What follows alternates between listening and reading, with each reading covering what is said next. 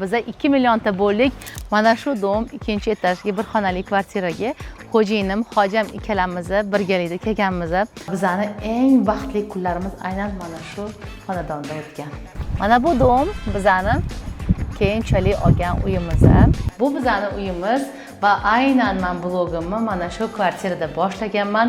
Roppa-rosa dekabr, yanvar, fevral, mart 4 oydan keyin ular ketganlar 10 yilga. O'g'lim 2 yoshga to'lmasdan dadamizga qamalib qolganlar. Bu orada retsept joylaganim uchun sekin-sekin kuzatuvchilarimning soni ortib borgan. Nima uchundir boshda birozgina cho'chiganmanmi bilmadim. 10 ta o'quvchini yozganimdan keyin bo'ldi, joylar to'ldi deb e'lonni ham qilganman. Blogerlikni boshlayotgan paytlarimda yaqinlarim meni qo'llab-quvvatlash o'rniga qo'y bu ish qilmagin, men uyalaman degan gaplar bo'lgan. Hattoki men oyga shuncha daromad qilaman desam, hojamam yo'q, Nodira bu bo'lmagan gap deb menga ishonch bildirmaganlar. Assalomu alaykum, men Tas Cooking Instagramda futbolgerlik faoliyatini olib boraman va biza 2 millionta bo'ldik. Shu munosabat bilan o'zimni 2 millionta obunachigacha bo'lgan qadamlarim haqida ozgina aytib bermoqchiman va buning uchun birinchi bo'lib oldin yashagan uyimga keldim. Voy Sevara opam. Assalomu alaykum. Yaxshimisiz? Voy! Ko'rib boshqacha bo'lib ketdim Sevara opa. Assalomu alaykum. Yaxshimisiz? Tuzimisiz? Shunaqa o'zgarib ketdingmi? Taniyapsanmi? Mana opam, adram. Men tanimayaptilar. Nodira opa, ikkinchi etajda turardi, esizdami? Bir xonali tashyandi uyda. Bunyodni xotini. Ro'moli yo'q edi unda. O'g'lim bitta Abdulloh bilan. Ikkinchi etajda. Ha, sizlar uylarda video qilganmiz ham. Biz xo'jayinim bilan ishlayotgan paytlarda ham televizorga chiqqanmiz, ularning uylarida qilgandik. Ha, Ulug'beyni domida. Kafening oldidagi domda. Voy, sog'inaman sizlarni. O'zing yo'q bo'lib ketding-da. O'shanda telefon qilganim, klientim senda o'qimoqchi edi. Gaplashib bering. Men hozir qilsam, ana будет меня принимать или нет dedi. Bo'pti qilib beraman dedim, parod qildim o'shani oldida. Nima dedim? Umradan keldim, Sevarpa uxlayapman deding. Ha, mana o'sha kelgan kunim qilgansiz, Sevarpa. Bo'pti dedim, hali qilyapsan. Ko'rishamiz, xudo xolasa. Nadiya ko'rishamiz a? O'sha paytga anaqa qilib ko'rishamiz. Xudo xolasa. Bo'l. Anchadan beri o'tiraman. Da, vashi gaplar ko'p. Gaplar ko'p. Не говорить. Не говорите. Roppa-rosa 20 yil bo'libdi. Mana shu dom ikkinchi etajga bir xonali kvartiraga xo'jayinim, hojam ikkalamiz birgalikda kelganmiz. Hali farzandlarimiz bo'lmagan. Ungacha biz Chirchuvda yashagan bo'lganmiz. Birinchi farzandlarimiz Hasan Husan tug'ilgan va ular nobud bo'lgan va как раз bodga kelganimda ikkinchi farzandimga homiladorligimni bilganman. Yuringlar, hozir men uyimni ko'rsataman.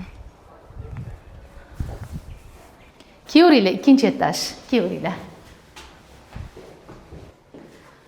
Ochig'ini aytsam, bodga kelib eski xotiralarim esimga tushib, odam boshqacha bo'lib ketdi.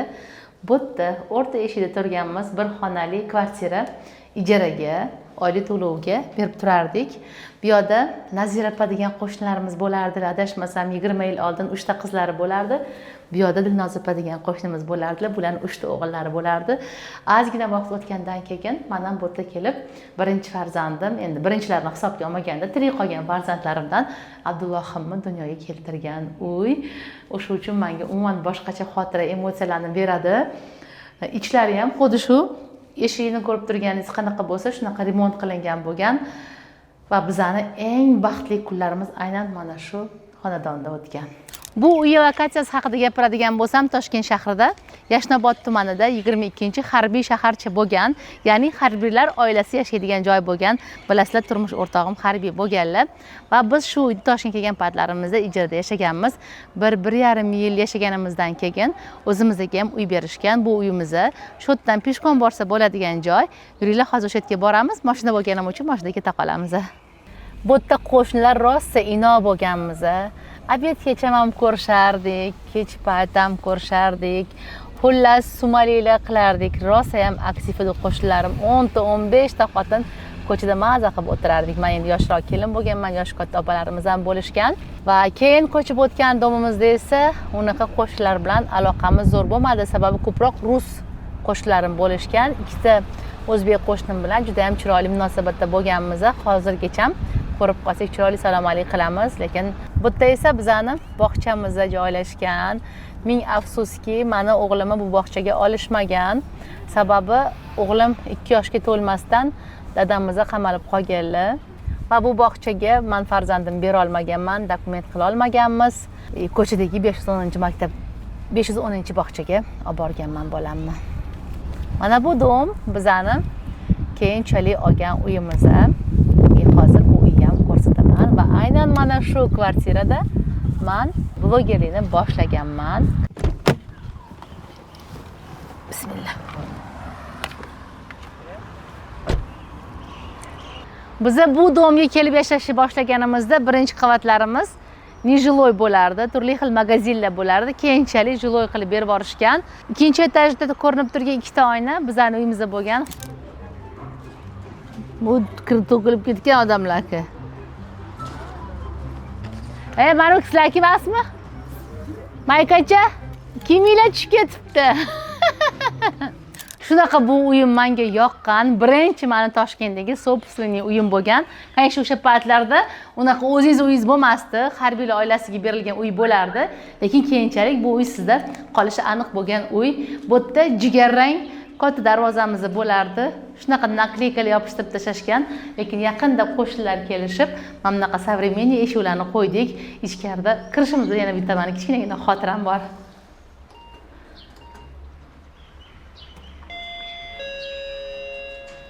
Hozir ochib yuborishadi. Boya aytganimdek, podyezdda birinchi etaji nejiloy bo'lgan. Ikkinchi etajdan boshlab aholilarga berilgan uylar bo'lgan. Mana bu ko'rib turgan eshik meni uyimni eshigi bo'lgan. Mana ikkinchi kvartira faqat o'tda bo'lgan. Keyinchalik bu eshikni biza bu yerda kladovka qilganimizda olib tushib qo'yib, o'tga yangi eshikni qo'yganmiz. Sekin imkoniyatlarimiz bo'lgandan keyin va men bizam o'gi bilan voy shunaqa muammolar bo'lgan. Buzilib qolsa, ichini almashtiramiz desak, mamiti buriydigan joylariga tushmasdan, mana bu narsalarni hammasini o'zim pichoqlarda o'yib qilganman. Sababi u paytlarda o'sha hojam yo'q edilar. Bu kvartiraga kirib yashashni boshlaganimizdan keyin roppa-rosa dekabr, yanvar, fevral, mart 4 oydan keyin ular ketganlar 10 yilga. Mana ko'rib turganingizdek, shu burchidagi ikkinchi kvartira bizning uyimizda bo'lgan. Birinchi kvartirada Olya qo'shnimiz yoda Lena qo'shnimiz bo'lardi. Hozir ham bor ular yashashyapti. Bu bizning uyimiz va aynan men blogimni mana shu kvartirada boshlaganman. Podyezdlarim, uyim, albatta hozir o'ylasam hech narsadan uyalmasdan, tortinmasdan borimcha blogimni boshlaganman va buning uchun menda albatta yaxshi sharoit bo'lmasa-da, asosiysi qattiq xohish bo'lgan. Ko'rib turganingdek, shu shinamgina oshxonada blogerlik faoliyatini boshlaganman. Ochig'i, gazlarimni ko'rsatishdan xijolat qilganman va ko'proq holatlarda men bo'tkami, plitalarni qo'yib olib, retseptlarni olishga harakat qilganman. Hattoki shu uyimda balkon kengroq bo'lganligi uchun o'quvchilarga dars berishni ham rejalashtirganman. Instagramda blog yuritish g'oyasi miyamga o'rnashgan kunni o'zidan boshlab studiya ochish niyati ham paydo bo'lgan. Lekin 2 oy davomida hojamdan ruxsat ola olmaganman va shu uyda bo'lsa ham boshlasammikin degan ishtiyoqim meni qo'ymagan. Shu uyda blogni yuritishni boshlaganman va 2 oy deganda men ularni ko'ndirganman va hozir studiyamga birgalikda boramiz. Studiya qilish uchun rosa ham ko'p lokatsiyalardan arendaga joy qidirganmiz va Sag'bondan topganmiz. Yashnoboddan Sag'bongacha har kuni 40 daqiqadan yurib yetib borardim. Aynan mana shu yo'ldan ketardim. Shu yerda juda ham yo'l tor, ozgina orqaga qaytolmasa bo'lmaydi. Bu paytlar meni ko'biltim bo'lardi. Bir narsani gapirmoqchi bo'lsam, oldinroqqa qaytishga to'g'ri kelyapti. Turmush o'rtog'im bilan to'yimiz bo'ladi. To'yimiz bo'lgandan keyin ilk hayotlarimizni Chirchiqda yashashni boshlaganmiz. Va Chirchiqda 1 yil yashaganmiz. O'tda Alloh bizga bir emas, birdaniga 2 ta farzand bergan va ularni Chirchiq radomida dunyoga keltirganman. Bolalarim yashamagan. Ozgincha fursat o'tgandan keyin biz Toshkentga ko'chib kelganmiz. O'sha birinchi ko'rsatgan kvartirada yashaganmiz. Undan keyin bu yangi uyimizga o'tganmiz. Va shu hozir studiya qilmoqchi bo'lgan uyimda ular bilan 4 oy yashaganmiz. 4 oy yashaganimizdan keyin shu ozgina boshimizga musibat tushib 10 yilga ular ketganlar. Qamalib qolganlar. asosiy hayot qiyinchiliklari o'sha yerda ko'rganman, juda ham ko'p joylarda ishlaganman. Nima desam bo'ladi, yordam beradigan odamim yo'q edi.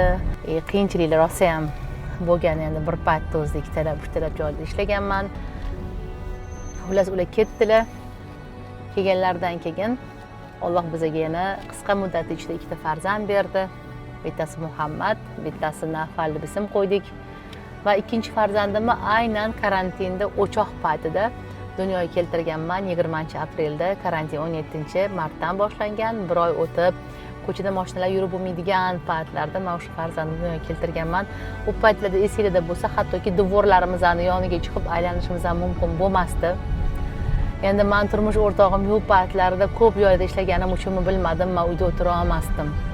Yuriklarim siqilib, balki o'sha paytdagi energiyalarim to'planib toshganidanmi men blogimga shunaqa qattiq mehr berib, energiya to'lib blog yuritib ketishni boshlagan bo'lsam kerak. Xullas, hojam qaytdilar, hayotimiz yaxshilanishni boshladi. Bir emas, ikkita farzandli bo'ldik va o'sha birinchi kelganlaridan keyin dunyoga keltirgan farzandimni raddomni olib chiqayotganimizda menga hojam Cobalt mashinasini podarka qildilar. Ko'pchilik o'ylaydi-da, o'zi kechagina 10 yil o'tirib qamoqdan kelgan odam bo'lsalar, qatdan shuncha imkoniyatki xotinga 2 yildan keyin mashina podarka qilish mumkin bo'lsa degan kommentariyalarni ham o'qib qolganman. Ular kelganlari bilan 2-3 oy o'tgandan keyin ularga biza boshqa to'lovini ozginasini qilib, qolganini 1 yilda bo'lib berish uchun Spark mashinasini olganmiz. Arenda deydimi, endi uni boshqa to'lov berganmiz, qolganini oyma-oy to'lab borganmiz. O'sha Sparklarni qarzni uzayotgan paytlar edi. Hojam pul to'plab yurgan bo'lganlar va ularning ishlari yaxshi bo'lib ketgan. O'shuning uchun har doim gapiramanki, erkak kishini moli ko'chada, oyog'ini ostida bo'ladi deb bejizga aytilmaydi. Haqiqatda qisqa muddat ichida kechagina chiqqan odam o'zimizni, oilamizni, hayotimizni o'nglab olganlar desam adashmagan bo'laman. Va o'sha Cobaltimda keyin ozgina fursat o'tgandan keyin uni menga birinchi delfin rang bo'lgan oq Cobaltga almashtirib berganlar. Yengisidan olib chiqib berganlar salondan, ishlari yaxshi bo'lib ketgan bo'lgan va men o'sha oq Cobaltda mana shu yo'ldan 2 yil davomida har kuni, hattoki oddix, ya'ni yakshanba kunlari ham qatnab ishlaganman. Sababi ishimga juda ham qattiq mehr berganman. Uyda qola olmasdim. Hatto dushanba, chorshanba, juma, seshanba, payshanba, shanba qilib gruppalarda dars berayotgan bo'lsam ham oddixim, ya'ni yakshanba kuni bo'sh qolib ketyapti deb 4 ta yakshanbalik uchun yakshanbalik kurslarni ham ochib qo'yganman va qizlarga dars berganman. Studiya ochishga ishtiyoqim baland, lekin kalla ham joyida. Qo'g'atda qilib studiyani topib, arendaga joyi olib ishlasam-u, o'quvchi kelishi, qatdan o'quvchi yig'aman, arenda pulni qanaqa to'layman degan o'ylar ham tinch qo'ymagan. Lekin men o'quvchi ko'p bo'lishi, meni tanilishim uchun to'xtatmasdan o'sha eski oshxonamda bo'lsa ham, xon taxtalarni qo'yib bo'lsa ham, plitalarni qo'yib bo'lsa ham retseptlarni olishi kanda qilmaganman. Retseptlarni rosa ko'p joylaganman va ba'zi bir qizlarimiz yozishardi, "Voy, men bu taomingiz zo'r chiqibdi, tayyorlashni o'rgatasizmi?" deyishsa, xursand bo'lib ketardim. "Voy, mana studiya ochsam shu qizlar kelishadi kursimga" degan qanaqadir yoqimli tuyg'ular ham bo'lardi. Keyin men hali kursimni boshlamasimdan oldin adashmasam daromad qilishni ham boshlaganman. Birinchi daromadim menga barterni ishlashni taklif qilgan Al-Safi materiallar siri bo'lgan. Ya'ni videolaringizda bizning mahsulotimizni ishlating, biz siz videolaringizga qancha mahsulot kerak bo'lsa yuboramiz, lekin pul taklif qilishmagan albatta. Bizani shu mahsulotimizni ishlatib, shu sirdan qilyapman deb aytsangiz bo'ldi deb aytishgan va u ham menga qanaqadir foydali bo'lgan. Hozir eslab ketyapman. Men ikkinchi reklamamni Enel kompaniyasidan olganman. Ular menga Drain effekt choylarini xususiyatlarini ko'rsatib berishgan va o'shani ichib haqiqatda rezultatni men o'zimni kuzatuvchilarimga ko'rsatib berishni boshlaganman. Bu orada retsept joylaganim uchun sekin-sekin kuzatuvchilarimning soni ortib borgan. Shunaqa quvonardim. Bugun 300 ta bo'ldim, bugun 3000 ta bo'ldim, bugun 4000 ta bo'ldi. Shunaqa sekin mendagi kuzatuvchilar soni ko'payishni boshlagan. Bu albatta ularning orasidan o'quvchi chiqish ehtimolini ko'paytirgan va shu birinchi reklamalarim Al-Safi siri hamda Enel kompaniyasidan bo'lgan. Endi u 300 mingga qilingan reklama o'sha paytda 300 mingiz ham taxminan shu bir $40 atrofida pul bo'lgan bo'lsa, juda ham katta menga motivatsiya bo'lgan. Demak, ishlasam toparkanman degan maqsadni bergan.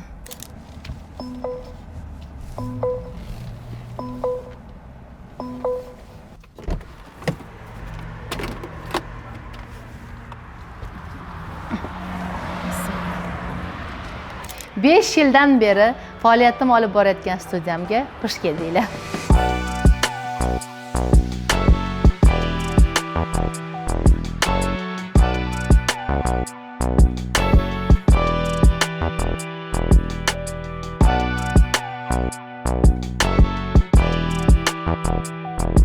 Siz ko'rib turgan shu oppoqqina shinamgina studiyamni kvadrat metri 100 kvadrat metrdan iborat. Endi stolni kattaligini qaranglar. Shunaqa inson oldiga katta maqsad qo'yish kerakki, hali kursimga 5 ta odam keladimi, 10 ta odam keladimi bilmayman, lekin 30 ta, 40 ta o'quvchiga mo'ljallashtirib kattagina studiya qilganmiz va shu natijaga ham chiqdik. Hali esimda 2021-yili 10-martdan boshlab birinchi gruppamni qabul qilganmiz. Ertalabki smenaga 10 ta qiz yozilib, ulardan 5 tasi kelgan va ikkinchi smenaga ham 10 ta qiz yozilib, ulardan 7 tasi kelgan. Nima uchundir boshda birozgina cho'chiganmanmi bilmadim. 10 ta o'quvchini yozganimdan keyin bo'ldi, joylar to'ldi deb e'lonni ham qilganman va bu o'quvchilarning hammasini o'z Instagram profilimga storiesga chiqib e'lonlarni joylab yig'ganman va ular dushanba, chorshanba, juma kuni o'qitsam, seshanba, payshanba, shanba juft kunlar uchun ham yana o'quvchilarga e'lon berganman va ikkala gruppamda ham 10 tadan ortiq qizlar yig'ilishgan va umumiy hisobda 30 tadan ortiq qizimizga bir oy davomida dars berganman va arendamni hech qachon minusda chiqmaganman. Birinchi oy o'zi topgan pulimni o'zi ham bitta qiz ishchim bo'lardi, ishchimni oyligiga va joyimni arenda puli va o'zimga ham $50 benzin puligacha qolgan. Men bejizga har ikki gapi birida inson katta orzu maqsadlar qilish kerak deb ta'kidlamayman, sababi qizlar qaranglar. Qanaqa katta stol. Bu stolni atrofida 40 ta o'quvchi, o'zi obunachi bunaqa ko'p emas. Rasa o'ylaganman, lekin umuman ikkilanmasdan, qo'rqmasdan bir kun albatta shu narsa bo'ladi deb oldimga maqsad qo'ya olishni bilganman va hozirgi kunda ishonasizlarmi, stolim atrofi 2 qator qizlar bo'lib ketishadi va barakasi bor o'quvchilarimni kelib studiyamni to'ldirishadi va biz ular bilan mazza qilib shu studiyamda dars o'tamiz. Ilk ishlarimni boshlagan paytlarimda bitta oppoq devor bo'lardi, o'rtada katta stol bo'lardi. Keyinchalik sekin-asta reklamalar olishni boshladim. O'quvchilarim soni ko'payishni boshlagandan keyin studiyamga mehr berishni boshlaganmiz va shunaqa chiroyligina kirish zonasi qilganmiz. Studiyamizning ozgina qismini bo'lib qizlarimiz uchun kiyimlarini qo'yadigan xonalarni qilganmiz va shu tariqa asta-sekinlik bilan rivojlanganmiz. U paytda bitta kichkinaroq mana xolodilnigim bo'lardi. Hozirgi kunga kelib esa 3 ta 4 taraf xolodilniklarimizgacha bor. Bu qizlarimizning kiyinish xonalari, darsga kelishadi, fartuqni taqib, o'zlarini kiyim sumkalarini bu xonada qoldirishib, keyin darsga chiqishadi. Har bitta yangi ishni boshlayotgan inson o'z oldiga maqsad qo'ysa kerak. Men odatda maqsad qo'yaman, ya'ni shu ishni boshlab-olman, meni oylik daromadim shuncha bo'ladi degan maqsadim bo'ladi. Men ko'zlagan maqsadimga mana shu ishni boshlab 3 oyda erishganman va vaholanki men u maqsadimga yetishim balki 1 yil, 2 yildan keyin sodir bo'ladi deb o'ylagandirman, lekin shunaqa Alloh xohishi bilan juda ham tez, ya'ni 3 oyda men oldimga qo'ygan maqsadimga erishganman va hozir kunga kelib o'sha o'zimga aytgan talabimni 5-10 baravargacha baland qilib olishga qodir qilgan Alloh. Bu shunchaki meni o'zimning fikrim. Balki boshqa opa-singillarim umuman boshqacha fikrlashar. Men o'ylaymanki, har bitta ayolda o'zini shaxsiy daromadi bo'lishi kerak deb hisoblayman. Agar ayollar shaxsiy daromadi bo'lsa, oilasida turmush o'rtoqlariga yordamchi bo'ladi, farzandlariga bu narsalarni olib bera oladi. Eng asosiysi meni o'zimni shu ishni boshlayotganiga oldimga qo'ygan planim yaqinlariga, onasiga, o'sha ayol o'zini onasiga, otasiga, ukasiga, opa-singil jigarlariga qo'ldan kelgancha yaxshilik qila oladi. To'g'ri, turmush o'rtog'ingiz boy bo'lishi mumkin, lekin ulardan olgan pulingizni o'zingizni og'aynilaringizga, jigarlaringizga addushi maza qilib ishlata olmaysiz. Chunki bizda xuddi shunaqa holat kuzatildi. Ya'ni hojam yaxshi daromad qiladilar, men shunaqa bo'lsa ham men uyimdagilarga bir nimalar qilib yuborishga ulardan tortinardim, hatto ular hech narsa demasalar ham. Lekin o'zim daromad qilishni boshlaganimdan keyin alhamdulillah ularni hammasini yaqinda jigarlarim, opalarim, singllarim, ukam, kelinim, onam hammamiz birgalikda borib Ramazon oyida Makka Madinada bo'ldik va umralarni qilib qaytdik. Undan tashqari ularga qilayotgan kichkina yaxshiliklarimdan tashqari shu sayohatlarga olib chiqib qolyapman va o'tgan yili may oyida hammaligini bir 10 kishiga yaqin bo'ldik. Sharm el Shayxga olib borib kelganman. Olib borganda ham chiroyli otellarda, Sharm el Shayxda Rixis Premium Seagate otelida qolib, maza qilib bir haftadan oshiqroq dam olib kelganmiz.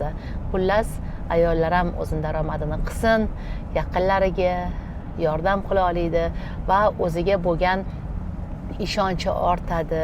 Haqiqatda shunaqa narsa ekan. Men ham yaxshi daromad qilishni boshlagandan keyin o'zimga bo'lgan ishonchim orta boshladi. Eng muhimi, lekin oila a'zolariga, turmush o'rtoqqa nisbatan behurmatlik qilib qo'yish kerak emas.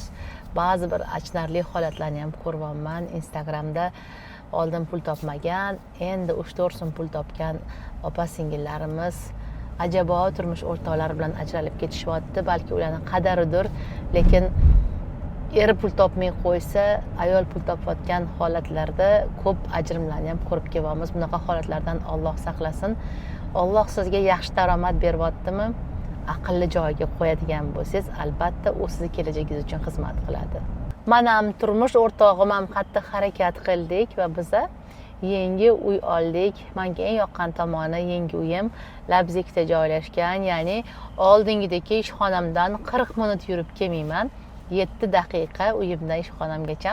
Shunisi meni juda ham qattiq xursand qiladi va hozir endi uyimizga boramiz. Erishayotgan yutuqlarimiz hammasi albatta Alloh fazli bilan shu kunga kelib qattiq harakatlarimiz, blogimiz orqasidan alhamdulillah bugungi kunda o'zimni eng yaxshi ko'rgan mashinam, ya'ni Mercedes haydayman.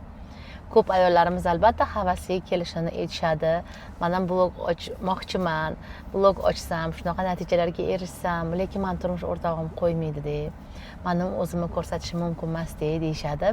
To'g'ri, shunaqa holatlar ham bo'ladi. Erkak kishini ayolni rashk qilishi tabiiy. Men ham blogimni boshida o'zimni ko'rsatmasdan boshlaganman.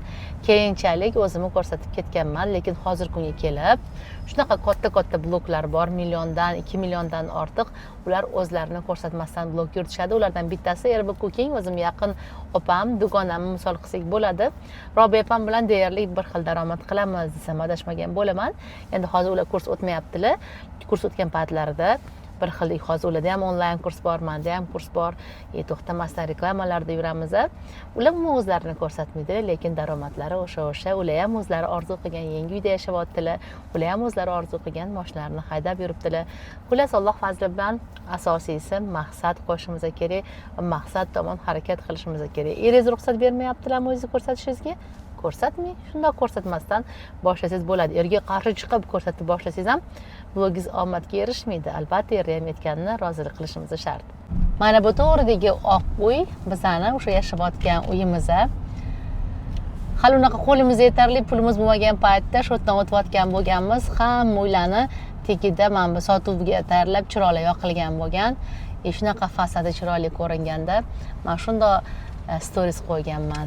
Inshaalloh yangi michta deb, yangi orzu deb shu uyni storiesimda joylaganman va alhamdulillah shu uyda mana hozir yashayapmiz. Bir emas, bu yerda ikkita kvartiramiz bor. 5-etaj va 6-etajda. Hozir sizlarga uylarimizni ham ko'rsataman. Uyga ham yetib keldik. Probka hisobiga 10-15 daqiqada keldik. Bu domni olishimizda menga eng yoqqan tomoni shu kirish podezlari, uylarimizning podezlari bo'lgan. Sababi oldingi uyimni ko'rdinglar-yu, qanaqa torligini, hattoki menga berilgan kiradigan joy kichkinalikdan uyimizga normalniy stol ham ola olmasdik. Hozir uyimizda lift bor. Shunaqa katta keng podezi ham bor. Aytgancha men gullarni juda ham yaxshi ko'raman. Oynani ham yaxshi ko'raman. Pastdagi uyimda ham, yuqoridagi uyimda ham shunaqa kiraverishga oyna qo'ydirganman. Podezda ham oyna. Uyga bismillah kirib kelishinglar bilan ham yana oyna ko'ringlar. Bu uyga ko'chib o'tganimizga may oyida rosa 1 yil bo'ladi. 1 yildan beri yashayapmiz, lekin katta o'g'lim, jiyanlarim pastda 5-etajda turishadi.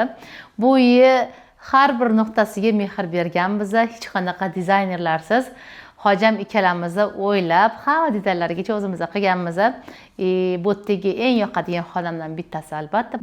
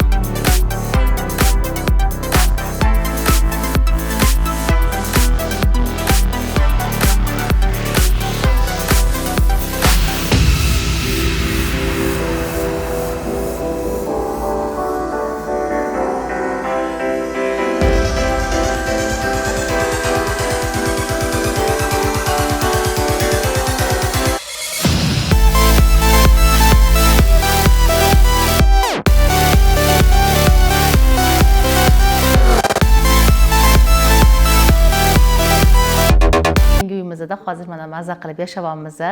Nomda o'ylab hisob-kitob qiladigan bo'lsak, baribir ham asosiy daromadimiz mana shu blogimiz orqasidan keladi. Hozirgi kunda Instagramda Task Cooking blogida 2 milliondan ortiq obunachilarimiz bor va albatta bu shuncha obunachini o'zi shunchaki kelib qolmadi. Qattiq mehnat, tinimsiz izlanishlar orqasidan Alloh fazli bilan hozirgi kunda shunaqa natijalarga erishdik. Blogerlikni boshlayotgan paytlarimda yaqinlarim meni qo'llab-quvvatlash o'rniga qo'y bu ishni qilmagin, men uyalaman degan gaplar bo'lgan. Hattoki men oyga shuncha daromad qilaman desam, hojamam yo'q, Nodira, bu bo'lmagan gap deb menga ishonch bildirmaganlar. Lekin men harakat qildim. Hech kimga quloq solmadim va boshida menga bo'lgan qarshiliklar mana shunaqa chiroyli uylarda o'tirganimda va o'zim niyat qilgan narsalarimni qila olayotganimda hammasi shundoqqina chiqib ketadi. Siz guvohi bo'lgan natijalarga erishishim uchun kamida 2-3 yil vaqtim ketdi, lekin hozir blog boshlayotganlarga qulay deb hisoblayman. Sababi men boshlagan paytlarimda birorta inson menga kelib telefonni mana bunday ishlaysan, mana bunaqa qilib videoga olasan deb o'rgatishmagan. Hozirgi kunda biografiya rivojlanyapti. Undan tashqari Instagram algoritmi nima, qachon postlarimni qo'ysam topga chiqadi deb o'ylash uchun algoritm haqida tushuncham bo'lmagan, SMM sohasida xabarim bo'lmagan va chiroyli nutqlar bilan so'zlashga, notiqlik san'ati bo'yicha umuman ma'lumotim bo'lmagan. Undan tashqari blog o'zi nima, qanaqa sohada blogerlik qilish kerak degan blogging sohasida ham umuman tushunchalarim bo'lmagan. Agar siz hozirgi kunga kelib blog boshlamoqchi bo'lsangiz, imkoniyatlaringiz juda ham keng. Odatda menga ko'plab opa-singillarimiz, o'quvchi qizlar, Nodira opa, shogirdlikka olasizmi? O'zingiz ishingizni o'rgating menga ham. Men ham blogerlik qilmoqchiman, food bloger bo'lmoqchiman. Ba'zi qizlarimiz esa men food bloger bo'lish niyatim yo'q, men kosmetika sotmoqchiman, lekin menga blogerlikni o'rgating degan takliflarni juda ham ko'p olaman va men zo'r ishga qo'l urdim. Nima desanglar, men shunaqa kurs tayyorladim va bu kursda endi siz umuman mutaxassislardan qiynalmaysiz, bilimga to'yadigan kurs bo'ladi. Sababi o'tda eng kuchli SMM mutaxassisi, eng kuchli mobilograf, eng kuchli notiqlik san'ati mutaxassisi hamda o'zimdan blogging yo'nalishida bilim olsanglar bo'ladi. Bu kursning nomi aynan blogging, ya'ni Instagramda daromadli blog qurish bo'lib, siz 4 ta mutaxassisdan yetarlicha bilim olasiz va o'zingizni aktiv blogingizni yuritishni boshlashingiz mumkin. Va qizlarjonlar, diqqat qilinglar. Kursga qo'shilish uchun shu videoni opisaniyasida havola qoldiraman. Havola ustiga bosib ariza qoldirsanglar bo'ladi va qizlarimiz sizga tez orada aloqaga chiqishadi. Bu siz ba'zilar bilgan, ba'zilar bilmagan Nodira Task Cookingni ozginagina 5 yillik, 10 yillik hayotidan ma'lumotlarida. Agar bu informatsiyalarim sizga yoqqan bo'lsa, izohlarda, kommentariyalarda fikringizni kutaman.